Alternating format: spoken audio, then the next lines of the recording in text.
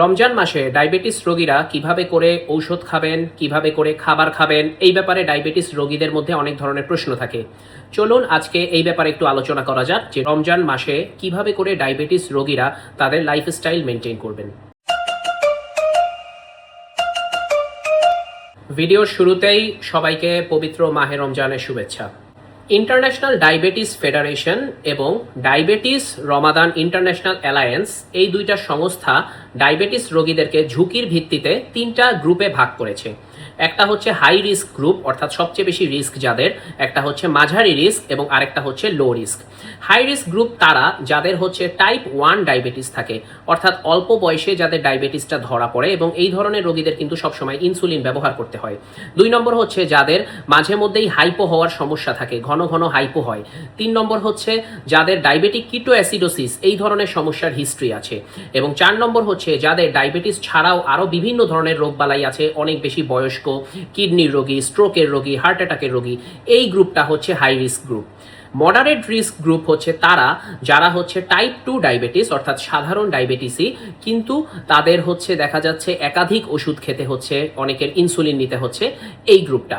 এবং সব থেকে লো রিস্ক হচ্ছে তারা যারা হচ্ছে শুধুমাত্র তাদের লাইফস্টাইল পরিবর্তন কিংবা শুধুমাত্র মেটফরমিন ট্যাবলেটের মাধ্যমেই তার ডায়াবেটিস অনেক ভালো নিয়ন্ত্রিত হচ্ছে। তো প্রথমে আমি যে হাই রিস্ক গ্রুপের কথা বললাম, এই ধরনের রোগীদেরকে সাধারণত রোজা না রাখার ব্যাপারে উৎসাহিত করা হয়েছে। অর্থাৎ আপনি যদি এই গ্রুপের মধ্যে পড়েন তাহলে আপনার জন্য রোজা না রাখাটাই উত্তম।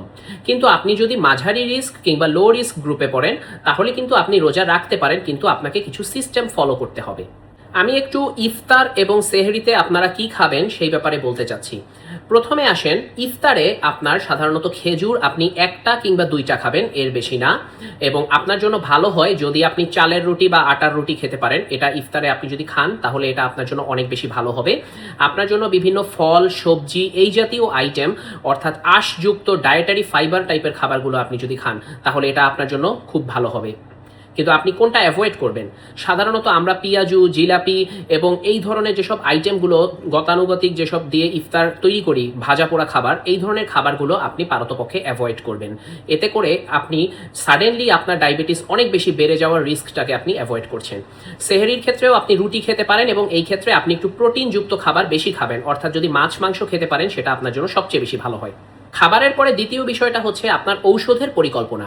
দেখেন, ঔষধের পরিকল্পনা আপনি কখনোই নিজে নেবেন না। এই ক্ষেত্রে আপনি একজন মেডিসিনের ডাক্তার কিংবা একজন ডায়াবেটিসের ডাক্তার আপনি দেখিয়ে তার পরামর্শ অনুযায়ী আপনি রমজান মাসে আপনার ওষুধের শিডিউলটা করবেন। যদি কারো আগের বছরে করা থাকে এবং আপনি একই ওষুধগুলো খাচ্ছেন তাহলে সেক্ষেত্রে আপনি আগের বছরের ফর্মুলাই ফলো করবেন। যেমন আমি যদি একটু উদাহরণ দেই, তাহলে যারা সাধারণত সালফোনাইল ইউরিয়াস গ্রুপের ওষুধগুলো খায়, অর্থাৎ গ্লিক্লাজাইড, গ্লিমেপ্রাইড, এই ধরনের ওষুধগুলো যারা খায়, আমরা জানি সাধারণত এটা হচ্ছে সকালবেলা খালি পেটে খেতে হয়। এখন এই ওষুধটা কিন্তু আপনি সেহরিতে খাবেন না, কারণ এইটা কিন্তু আপনার হাইপো করে দেওয়ার রিস্কটা অনেক বেশি বাড়ায়। রেদার আপনি এই ওষুধটা ইফতারে খাবেন, ইফতারের সময় আপনি এই ওষুধটা খেতে পারেন। এটা আমি একটা উদাহরণ দিলাম।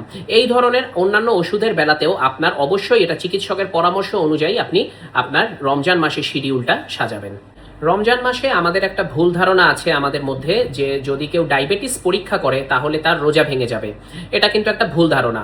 রমজান মাসে রোজার মধ্যে রোজা রেখে আপনি কিন্তু ডায়াবেটিস পরীক্ষাটা করতে পারবেন। এক্ষেত্রে বিভিন্ন সময়ে ডায়াবেটিস পরীক্ষা করার সুযোগ আছে, তবে কয়েকটা সময় করলে আপনি একটা ভালো ধারণা পেতে পারেন যে আপনার ডায়াবেটিসের কি অবস্থা।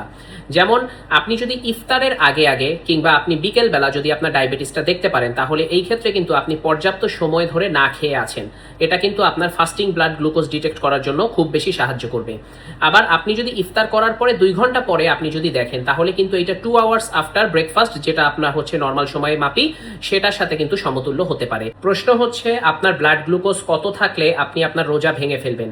এই ক্ষেত্রে বলা হয় যে আপনার ব্লাড গ্লুকোজ যদি 3.9 এর চেয়ে কম হয় কিংবা 16.7 এর চেয়ে বেশি হয়, এই দুইটা সিচুয়েশনে আপনার রোজা ভেঙে ফেলাই আপনার জন্য বেটার হবে। এছাড়াও কয়েকটা সিচুয়েশন আছে যে ক্ষেত্রে আপনার রোজা ভেঙে ফেলাই উচিত, যেমন হচ্ছে মাথা ঘুরানো কিংবা শরীর অতিরিক্ত দুর্বল লাগা কিংবা আপনি অজ্ঞান হয়ে যাচ্ছেন, এরকম আপনি অনেক বেশি অচেতন লাগছে, সেক্ষেত্রে আপনার জন্য রোজা ভেঙে ফেলাই ভালো।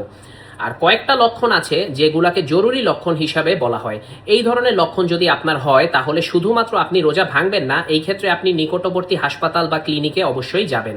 যেমন হচ্ছে আপনার যদি বমি হয়, আপনার যদি অতিরিক্ত ঘাম দেয় শরীরে, সেই রকম সিচুয়েশন যদি আপনার হয় যে ক্ষেত্রে আপনি বুঝতে পারছেন যে আপনি হাইপো হয়ে যাচ্ছেন, কিংবা আপনার শারীরিক সমস্যা অনেক বেশি গুরুতর যে ক্ষেত্রে আপনার মেডিকেল অ্যাটেনশন প্রয়োজন, এই ধরনের সিচুয়েশনে অবশ্যই আপনি হাসপাতালে যোগাযোগ করবেন। লাস্ট অংশটা হচ্ছে শারীরিক পরিশ্রমের ব্যাপারটা। দেখেন, রোজা রেখে ডায়াবেটিস রোগী হিসেবে আপনি মাঝারি ধরনের কাজ, দৈনন্দিন কাজকর্ম সবকিছু আপনি করতে পারবেন। এখানে তারাবির নামাজটা কিন্তু একটি মাঝারি ধরনের ব্যায়াম, এটাও আপনি করতে পারবেন যদি আপনি অসুস্থ না হন। কিন্তু আপনাকে খেয়াল রাখতে হবে অতিরিক্ত ভারী পরিশ্রমের কাজ আপনি কিন্তু অবশ্যই অ্যাভয়েড করবেন রোজা রেখে। সবশেষে এটাই বলতে চাই যে রমজান মাসে ডায়াবেটিস রোগীর এই জিনিসগুলোর ব্যাপারে সচেতন হওয়া উচিত, যে সে কি খাবে, সে ঔষধগুলো কিভাবে খাবে, সে কিভাবে করে তার ব্লাড গ্লুকোজটা দেখবে, এবং এই ভ্যালুগুলো জানা উচিত যে কীরকম হলে, কীরকম পরিস্থিতি হলে রোজাটা ভেঙে ফেলতে হবে, কীরকম পরিস্থিতি হলে হাসপাতালে যেতে হবে। এই ব্যাপারে আপনি এবং আপনার পরিবারের যারা ডায়াবেটিস আক্রান্ত কিন্তু রোজা রাখবে তাদেরকে সবাইকে অবগত করুন। ধন্যবাদ সবাইকে।